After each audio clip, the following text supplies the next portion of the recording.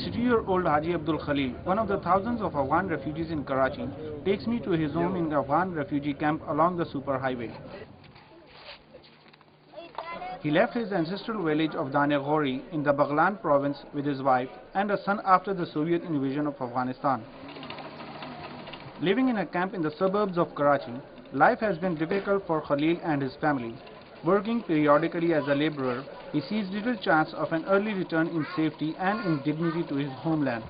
But he hasn't lost hope as yet. Now we are 21 people. I have to earn for them by doing hard labor at this age.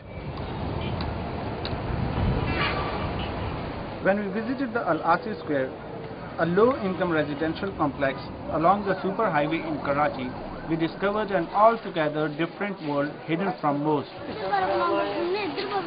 Upon entering the gate, it reminded of a mini Afghan bazaar, housing families from different ethnic backgrounds. The hustle and bustle of daily life had temporarily wiped away the tears of agony.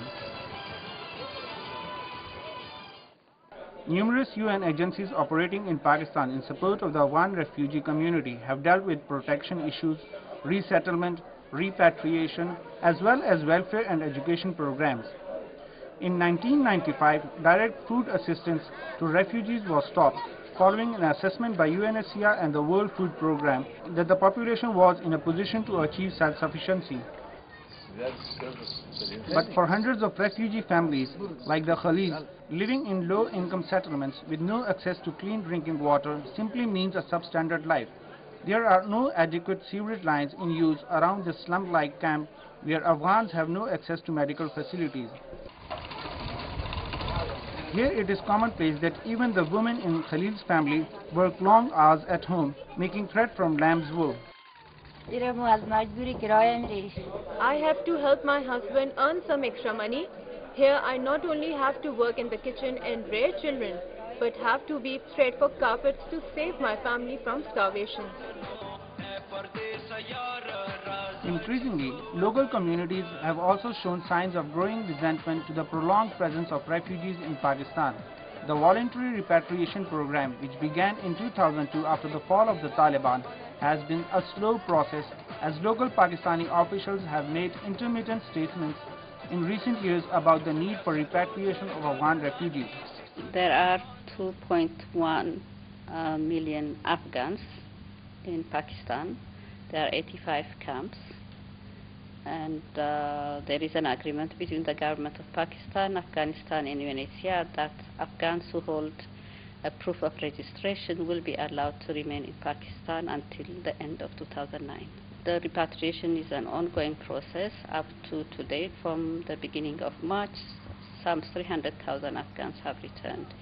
The principle is that repatriation has to be gradual and voluntary for it to be sustainable, so that people don't return. That means they have made a choice, they've decided they will go back, in which case they will not return. If people are pressured and pushed, they will go, they will come back, and they will pose a problem to the government of Pakistan, but they will not be of concern to UNHCR if they go back and come back.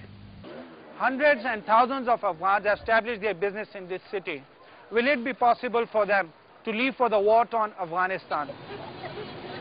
Majority of these refugees are not concerned with the ongoing situation in Afghanistan as they gradually establish their lives in Pakistan, bringing up a young generation who are symbolically linked to their homeland.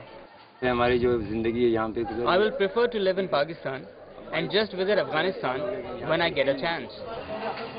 They may want to return no matter what, but their children who were born and brought up in Pakistan do not share their sentiments. For them, Pakistan is home, no matter their refugee status. But the older generation has their own perspective. Lost in thoughts of the past, the present is a life of separation, loss, and memories of yesteryears.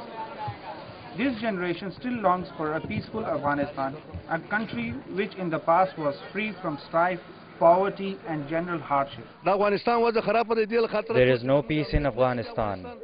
As soon as the situation becomes favorable, we will leave for our homeland. With the deadline for complete repatriation fast approaching, elderly Afghans are facing a dilemma, a situation that continues to haunt the majority of Afghan refugees. As soon as peace returns to Afghanistan, we will leave. My heart beats for my motherland, but my children, they are happy here. The day there is peace in Afghanistan, we will leave Pakistan. It is better live in your own country than leading a miserable life elsewhere. As the majority of Afghan refugees in Pakistan continue to live in a state of flux, they suffer dislocation and anxiety. Many of the younger generation have adjusted to life in Pakistan, and some have also established their own businesses concerns. Despite this hardship and deprivation endured, many attempt to stay linked to their Afghan cultural roots and their lifestyle. Safiullah Gul for Geo English with cameraman Manzoor Hussain and Suhail Fareed.